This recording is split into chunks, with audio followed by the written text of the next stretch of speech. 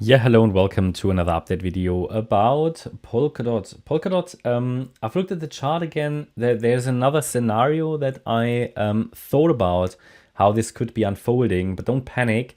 It doesn't really change a lot. It would just add a little bit of downside, a little bit of more downside potential to this support area. But I don't think we're going to get there anyway, the way this looks at the moment. Let me explain to you the different scenarios here that we have for Polkadot.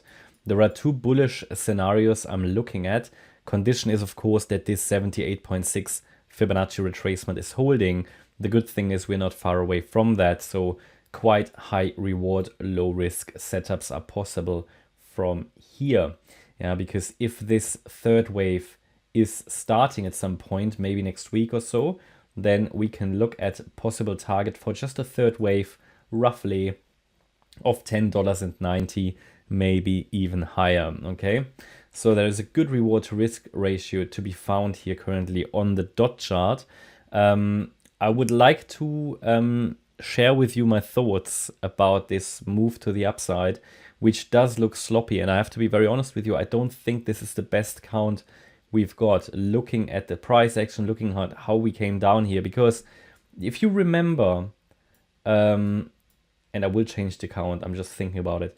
If you remember, we had one support area here which failed, probably leading to or probably resulting from a wrong assumption about the count. Yeah. The reason is that my assumption was this here was the wave one complete, so that this was a rally, yeah, in 5 waves in a 5th wave. That this finished the wave one would have worked out quite well. But then the idea was we came down in an A wave. We should have ideally rallied a little bit higher in a B wave to come down then in the C wave. So the expectation here was basically still that we get into this support area, but we sold off directly without this sort of B wave in between. I mean, I have labeled this now as an ABC, but it's really a very weak B wave, not really reliable. So again, it doesn't really make a great difference to the count, but I'm actually thinking I might change the count a little bit, and I'm going to show you how. It just makes more sense also from the proportions, okay? And my idea is that all of this rally here was wave one. We came down in a wave two. We then made our way here to the upside in the third wave. So basically that the entire first wave was a leading diagonal. It just fits so much better with the proportions. Then wave one finished here, and it just looks much better. And then, you know, it just works so nicely here with the subwave structure. You can count it. You can count it quite nicely, actually. Basically having here an ABC in the wave two. Yeah, basically having a nice ABC in the wave three. Basically having this would be probably a WXY here in the wave 4, and then an ABC in the wave 5. So that actually works quite nicely. I'm actually thinking, should I change some other charts as well like that? I'm not sure yet, but this looks, and it wouldn't change too much here. It will, however, add, you know, move the target box down a bit. This gives me more confidence, and I will highlight it now back to yellow, this support area, because orange is sort of higher risk, because I wasn't entirely sure, but that actually clears things up a little bit. And yeah, I think we've decided in this video now to make this the primary. The other count became a bit unreliable because we did not, here we had this support area. I mean, it was sort of, it worked, but it reacted to it, but it was not really a profitable trade. So this makes much more sense. And then we had here probably an A wave, B wave, and the C wave in B, and we're now coming down in a larger C wave. That makes sense because this move down looks impulsive, yeah. So yeah, got a better feeling about that, which means I have to adjust the support area a little bit. Yeah, you can see it has an effect on the targets, which means based on this count, actually, we haven't even reached the support area. Other charts also haven't done that, like Mana. But I think we're nearly there anyway.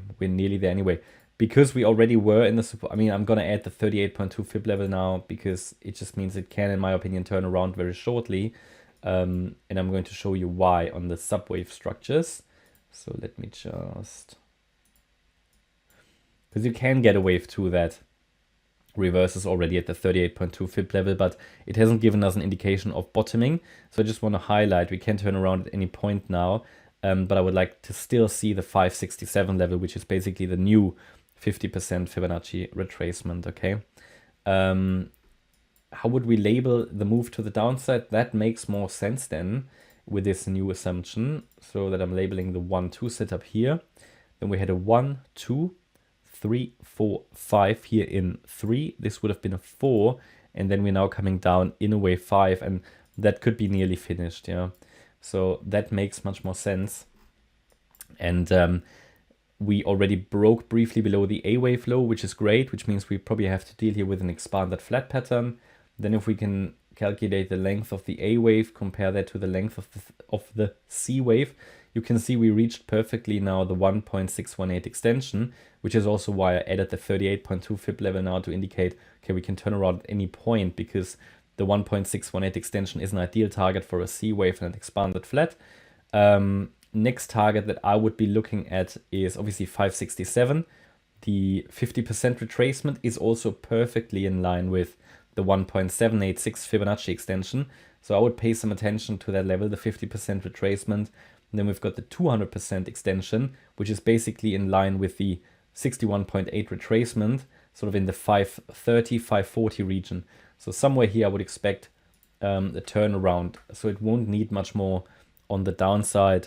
And yeah, this makes much more sense and looks, to be honest, much better. Yeah, and that's my view about Polkadot. So ideally turning around here, obviously condition is, that's the new sort of, you would say, it's not really invalidation, but below the 78.6 retracement, those 1-2 setups often fail. So 485 going below that and sustaining there will make this count very unlikely, which would mean a drop below that level would indicate that we are going to continue with the bear market. Okay, and that's my update about Polkadot. I hope you liked the update. If you did, please hit the like button, leave a comment and subscribe. And if you really like the content, then check out the channel membership. Also make sure that you follow us on Instagram and Twitter. You can find the links in the description, and in the beginning of the video, you'll see the Twitter handle and our Instagram account name. Make sure you only follow those, yeah. There's additional content every day, but don't follow anyone else because there are a lot of fake profiles around. Yeah, okay, thank you very much. Bye-bye.